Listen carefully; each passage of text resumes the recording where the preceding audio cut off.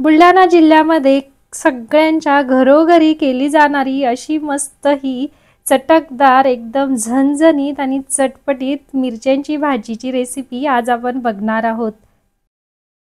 तुम्हाला माहिती आहे का, गावोगावी भंडारा असला की ही भाजी अगदी आवर्जून केली जाते। तर आम्ही जेव्हा लहान होतो तेव्हा जेव्हा गणपती बसायचे घरोघरी तेव्हा हीच भाजी एक दिवस बनवायचे, अगदी आवर्जून बनवायचे आणि तेव्हाची चव सुद्धा खूपच सुंदर होती बरं का। अगदी पाहुणे जरी आले तरी आमच्याकडे पाहुणचार ह्याच भाजीचा असतो। खूप सुंदर आणि अगदी तोंडाला चव लावणारी अशी ही भाजी असते। तर खानदेशामध्ये याला डाळगंडोरी सुद्धा म्हणतात। तर तुमच्या भागामध्ये याला काय म्हणतात आणि हा व्हिडिओ तुम्ही कुठून बघत आहात हे मला कमेंटद्वारे नक्की सांगा। तर बघा किती छान झालेली आहे। तर व्हिडिओ जराही स्किप न करता पूर्ण बघा। तर मी 4 माणसांसाठी ह्या भाजीचं प्रमाण दिलेलं आहे। तुम्ही तुमच्या आवडीनुसार कमी जास्त करू शकतात। तर जराही वेळ न घालवता पटकन रेसिपी बघूया। आता इथे आपल्याला साहित्य काय लागणार आहे ते बघून घेऊया। तर इथे 1 वाटी मी तुरीची डाळ घेतलेली आहे। तर एका वाटीमध्ये 4 जणांचं जेवण छान व्यवस्थित होतं। तर तुम्ही वजनाने मोजली तर हे 250 ग्रॅम डाळ आहे। 250 ग्रॅमसाठी 125 ग्रॅम खुरुसण्या मिरच्या घ्यायच्या। तर ह्या अगदी तिखट मिरच्या असतात। ह्या अशा छोट्या आकाराच्या असतात पण खूप तिखट असतात। तर ह्या मी आणि जर मोजून घ्यायच्या असेल तर मानसी 3 मिरच्या मी अशा घेतलेल्या आहेत। त्यानंतर 125 ग्रॅम असं कापलेलं खोबरं घेतलेलं आहे। त्यानंतर 3 ते 4 काजू घेतलेले आहे। त्यानंतर शेंगदाणे घेतलेले आहे 125 ग्रॅम। 125 ग्रॅम म्हणजे अर्धा पाव। त्यानंतर एक मोठ्या आकाराचा कांदा बारीक कट करून घेतलेला आहे। त्यानंतर एक लसूणचा गड्डा छान सोलून घेतला आणि एक अर्धा इंच आलं त्यामध्ये मी असं सोलून घेतलेलं आहे आणि भरपूर अशी कोथिंबीर घेतलेली आहे। त्यानंतर 2 चमचे जिरं मोहरी घेतलेली आहे आणि 2 चमचे हळद घेतलेली आहे। तर यामध्ये आता आपण एक सिक्रेट मसाला टाकणार आहोत। तर अगदी म्हणजे 25-30 वर्षापासून मी बघते की हाच मसाला या भाजीमध्ये वापरतात। तर तो म्हणजे राजगरम मसाला। तर मी कुठल्याही मसाल्याची इथं ॲड करत नाही, पण मी लहान असल्यापासून बघते की ह्या भाजीमध्ये आमच्या इथं हाच मसाला टाकतात। तर बुलढाणा जिल्ह्यामध्ये तुम्ही बघाल तर सगळीकडे राजगरम मसालाच टाकलेला असतो, मला तरी तेच आठवतं। तर अशा प्रकारे 2 ते 3 चमचे हा मसाला आपण घेऊया। त्यानंतर भरपूर अशी स्वच्छ धुतलेली कोथिंबीर घेऊया। तर कोथिंबीर शिवाय ही भाजीला चव छान येत नाही। तर सर्वात प्रथम आता आपण ही डाळ अशी मस्त छान 2 ते 3 पाण्याने स्वच्छ धुवून घेऊया। तुम्ही वजनानुसार कमी जास्त सुद्धा घेऊ शकतात। जर तुम्हाला फक्त दोघांसाठी भाजी करायची असेल तर अर्धी वाटी सुद्धा पुरेशी होते डाळ। तर अर्ध्या वाटीला तुम्ही जास्तीत जास्त 8 मिरच्या घेऊ शकतात। तर अशा प्रकारे बघा डाळ स्वच्छ अशी धुवून झालेली आहे माझी। आता यामध्ये आपण जेवढी डाळ घेतली त्याच्या दुप्पट पाणी टाकून घ्यायचं आहे। तर बघा 1 वाटी मी डाळ घेतलेली तर इथं 2 वाटी पाणी टाकून घेतलंय। तर असे केल्याने डाळ मस्त व्यवस्थित शिजते आणि डाळेमध्ये पाणी कमी किंवा जास्त सुद्धा होत नाही। आता यामध्ये अशा बारीक कट केलेल्या हिरव्या मिरच्या, नंतर बारीक कट केलेला कांदा, नंतर शेंगदाणे आणि ते जे आपण 3 ते 4 काजू घेतलेले आहेत ते काजू टाकून घ्यायचे। त्यानंतर अगदी मी 1 लसणाची पाकळी त्यामध्ये टाकलेली आहे। तर माझी आई नेहमी लसणाची पाकळी टाकते म्हणून मी टाकते, मला त्याचं ॲक्च्युअल रिझन माहिती नाही। आणि खूप छान अशी काजू टाकल्यामुळे डाळ अशी मऊ शिजते, म्हणून 1 तरी काजू आवर्जून टाका। त्यानंतर अगदी पळीभर तेल यामध्ये टाकायचं आहे, त्यामुळे डाळीला अशा रुचकरपणा छान येतो। आता झाकण लावून ज्याप्रमाणे आपण वरणाची डाळ शिजवतो त्याप्रमाणे 2 ते 3 शिट्ट्यांमध्ये ही डाळ शिजवून घ्यायची आहे।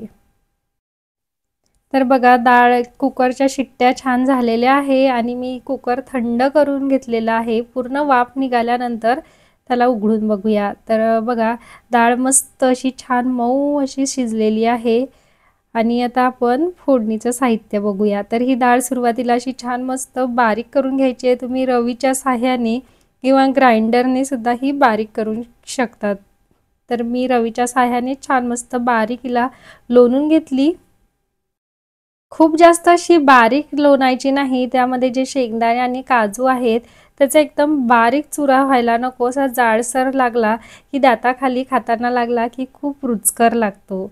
आता बघा छान मस्त ही झालेली आहे। आता आपण फोडणी बघूया। तर कढईमध्ये मी 2 मोठे चमचे तेल टाकून घेतलेलं आहे आणि तेल असा मस्त छान तापलेला आहे। आता तेलामध्ये आपण जिरं मोहरी टाकून घेऊया। लक्षात ठेवा, या मिरच्यांच्या भाजीला फोडणी छान मस्त अशी दणक्यातच बसायला पाहिजे। त्यासाठी तेल छान मस्त तापल्यानंतरच यामध्ये जिरं मोहरी टाका आणि जिरं मोहरी व्यवस्थित फुलू द्या। नंतरच यामध्ये ठेचलेला आलं लसूणची पेस्ट टाका। तर तुम्ही बघू शकता इथं आता जिरं मोहरी छान मस्त तडतडली। आता यामध्ये या बारीक केलेला आलं लसूणची पेस्ट टाकून घ्या आणि अगदी 1 सेकंदभर हलकासा गुलाबी होईल तोपर्यंत परतून घ्यायचा आहे। तर बघा छान असा आपला हा गुलाबी परतलेला गेलेला आहे।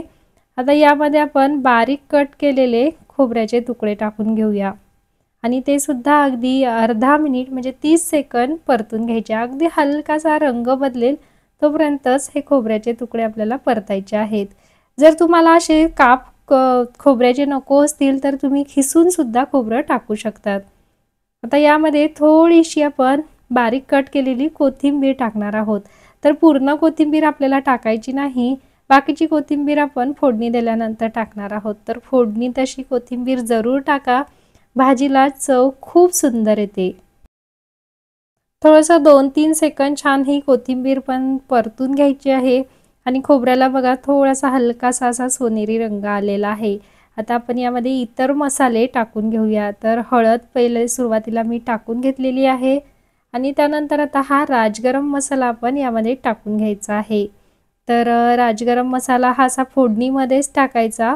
तर काही जण भरपूर जण वरून टाकतात, तुम्ही वरून टाकतात का फोडणीमध्ये टाकतात हे सुद्धा मला कमेंटमध्ये सांगा।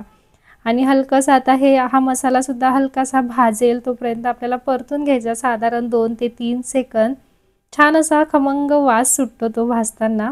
आता यामध्ये ही आपण लोणलेली जी भाजी आहे तुरीची डाळ ही छान अशी टाकून घ्यायची आहे आणि मस्त आता अशी दणक्यात आपली फोडणी झालेली आहे। आता हे भांडं विसळून घ्यायसाठी मी गरम पाणीच वापरलेलं आहे। तर ह्या भाजीमध्ये आपल्याला वरून पाणी टाकायचं असेल तर गरम पाण्याचाच वापर करा, कारण भाजीचा रंग असा छान खुलून येतो। नाहीतर भाजी थोडीशी पांचट लागते आणि रंगसुद्धा थोडा फिकट होतो। म्हणून नेहमी लक्षात ठेवा, कुठलीही भाजी करताना गरम केलेलं पाणीच वापरा। तर वा, मस्तच खूप छान अशी आपली भाजी झालेली आहे। तर अजून आपल्या भाजीला उकळी आलेली नाही आणि मीठ सुद्धा मी टाकलेलं नाही। तर आता छान व्यवस्थित मी तिला हलवून घेतली। आता यामध्ये आपण मीठ टाकून घेऊया। तर साधारण मी 2 चमचे इथं मीठ टाकलेलं आहे, तुम्ही आवडीनुसार कमी जास्त सुद्धा करू शकतात। आता पुन्हा एकदा छान मस्त ही भाजी अशी मिक्स करून घ्यायची आहे आणि मध्यम आचेवरती उकळी यायला ठेवायची आहे। तर ही भाजी आहे ना कांदा आणि टोमॅटो मुळा ह्यासोबत खूप सुंदर लागते। ह्या भाजीबरोबर चुलीवरची मस्त गरमागरम कडक केलेली भाकरी तर अप्रतिम लागते। तुम्ही जरूर खाऊन बघा, खूप सुंदर लागते भाकरीसोबत। तर आता आपण उकळी येण्यासाठी हिला ठेवूया, साधारण 3 ते 4 मिनिटांमध्ये याला छान अशी उकळी येऊन जाते। तर बघा 3 ते 4 मिनिटं झाले आणि मस्त अशी उकळी आलेली आहे। तर खूप छान असा फ्लेवर घरभर पसरलेला आहे आणि सुंदर अशी भाजी आपली तयार झालेली आहे। शेतामध्ये तर ही भाजी खायला खूपच मजा येते। तर आम्ही सगळे मस्त शेतामध्ये ही भाजी बनवायचो आणि खूप छान अशी आमची पार्टी शेतामध्ये व्हायची। तर खूप सुंदर तेव्हाचा तो अनुभव होता आणि ती खायची काही मजाच वेगळी होते। तर तुम्ही जर गावाकडे गेले तर शेतामध्ये जरूर ही भाजी करून बघा, खूप सुंदर लागते आणि भाकरीसोबत तर अप्रतिम लागते। आता उकळी आली आणि मी गॅस सुद्धा बंद केलेला आहे। तर आता यामध्ये आपण पुन्हा एकदा वरून भरपूर अशी बारीक कट केलेली कोथिंबीर टाकून घेऊया आणि छान मस्त अशी मिक्स करून घ्यायची आहे। तर बघा आता आपली ही भाजी गरमागरम खायसाठी तयार झालेली आहे। ही भाजी अशीच प्यायला सुद्धा खूप सुंदर लागते। मस्त प्लेटमध्ये घ्यायची आणि मस्त छान भरपूर लिंबू पिळायचं आणि एकदम एक नंबर अशी भाजी लागते ही। तर लिंबू शिवाय ही भाजीची चव पूर्ण अपूर्णच आहे। काही भागांमध्ये या भाजीमध्ये आंबट चुका आणि पालक सुद्धा टाकतात, पण तुम्ही जर बघितलं तर जिथे ते प्रॉपर बुलढाणा जिल्ह्यामध्ये आंबट चुका आणि पालक टाकत नाही। जळगाव साईडला, खानदेश साईडला आंबट चुका आणि पालक टाकतात। तर बुलढाणा साईडला जे आंबट चुका आणि पालक टाकतात त्याला डाळ पालक म्हणतो आम्ही आणि ह्या भाजीला मिरच्यांची भाजी म्हणतो। तर तुम्ही काय म्हणतात हे मला नक्की सांगा आणि तुम्ही सुद्धा करून बघा आणि गरमागरम अशा ह्या झणझणीत भाजीचा आस्वाद नक्की घ्या। तर अशी थोडीशी ही तिखटच छान लागते, खूप अशी मिळमिळीत ही भाजी चवीला छान लागत नाही, तर थोडी तिखटच बनवा। चला तर मग पुन्हा भेटूया नवीन अशाच एका रेसिपी सोबत। तोपर्यंत खात रहा, मस्त रहा। धन्यवाद, बाय बाय।